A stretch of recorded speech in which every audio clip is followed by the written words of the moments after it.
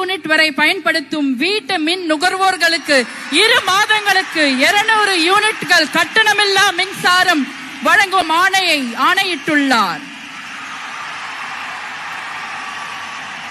மாண்புமிகு தமிழ்நாடு முதலமைச்சர் அவர்கள் பெண்களின் பாதுகாப்பினை மேம்படுத்தும் பொருட்டு தடுப்பு மற்றும் பாதுகாப்பு யுத்திகளை முதன்மை மற்றும் ஒற்றை இலக்கை கொண்டு செயல்பட சிங்கப்பெண் சிறப்பு அதிரடி படையை உருவாக்குவதற்கு ஆணையிட்டுள்ளார். தமிழ்நாட்டில் போதைப் பொருட்கள் தொடர்பான குற்றங்களை கண்டுபிடித்து கடுமையான நடவடிக்கைகளை எடுக்கும் பொருட்டு அனைத்து மாநகரம் மற்றும் மாவட்டங்களில் போதைப் பொருட்கள் தடுப்பு படை அலகுகளை உருவாக்குவதை குறித்து ஆணையிட்டுள்ளார் மாண்புமிகு தமிழ்நாடு முதலமைச்சர் அவர்கள்.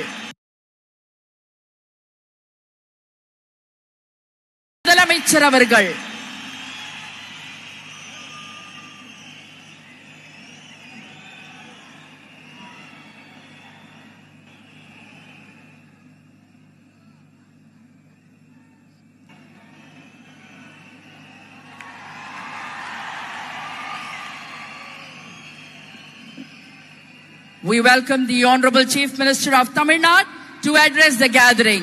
மாண்புமிகு தமிழ்நாடு முதலமைச்சர் அவர்கள் உங்கள் முன்னால் உரையாற்றுவார்.